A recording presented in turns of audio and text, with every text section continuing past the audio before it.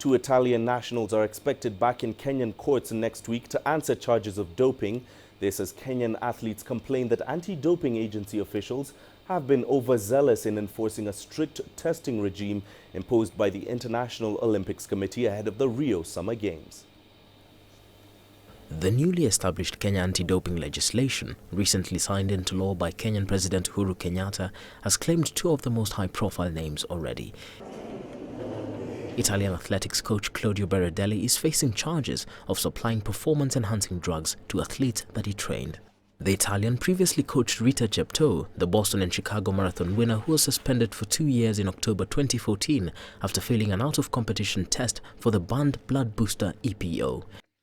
Another suspect, Italian sports agent Federico Rosa, has been charged in court over the alleged use of performance-enhancing drugs by athletes managed by his company. The Kenyan government says time to eliminate the menace has come. Those who are failing us are those who are walking at night with people who are not Kenyans, spoiling the country's reputation, using drugs which are not permitted. We are saying we have come to the end of the road. It must stop. But even as the country tightens its legislative news on doping, it continues to face fresh allegations from Western media, with the Olympic-bound team angry at the Kenyan government for sitting on the fence. All this information you're hearing and seeing on television, we said that a while ago, but nobody was willing to listen to us. We have become the laughingstock of the world. If the government has no interest in protecting us, then it should give those of us who know a chance to find solutions to our problems. As Kenyan athletes continue to face stringent testing procedures ahead of the Olympic Games, the athletes are now complaining of alleged harassment by anti-doping officials. He wasn't as professional as he was supposed to be. Because right now we are in a journey of clearing our name. During the 2015 World Championships in Beijing, sprinters Joyce Sakari and Francisca Koki from Kenya were the only athletes who failed doping tests. But even as the country fights to tame its doping problems, how much damage has already been done to its reputation ahead of the Olympic Games? Leslie Marungu, CCTV.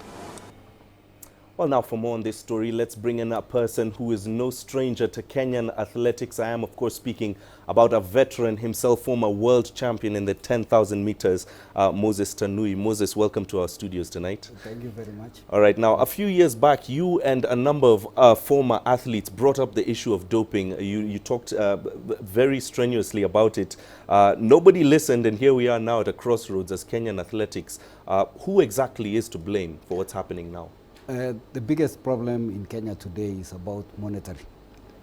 Kenyan athletes would like to do a shortcut to build their lives. But the biggest problem is the federation.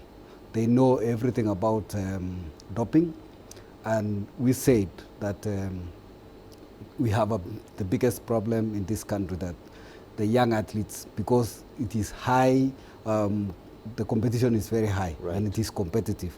And nowadays also there is no prize money. So there is no appearance fee. We go for prize money. So if you miss to win a race, you can't get anything. Right. So that it gives also pressure to the athletes, and that is why they are trying to do shortcuts. Right.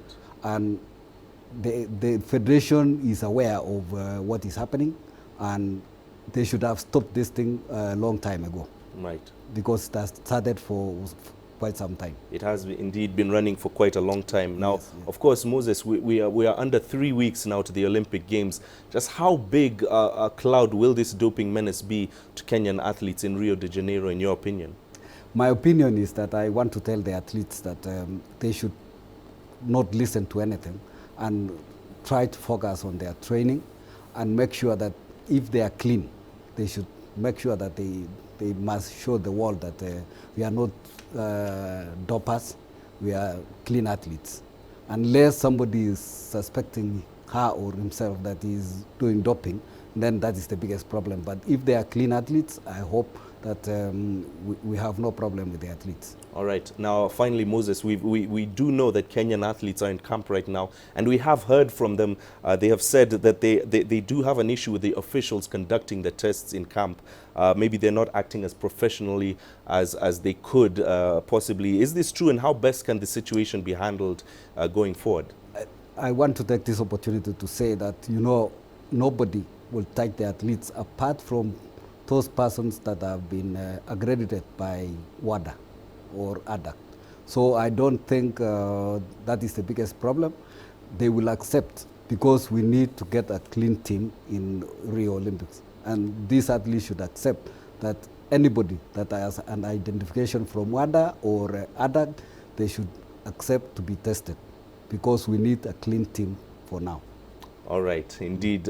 Hopefully they will do very well at the Rio Olympic Games. Moses Tanui, thank you very much for speaking to us here on Matchpoint. That is, of course, the former world champion in the 10,000 meters, Moses Tanui, joining us here in studio to talk about the doping menace in Kenyan athletics.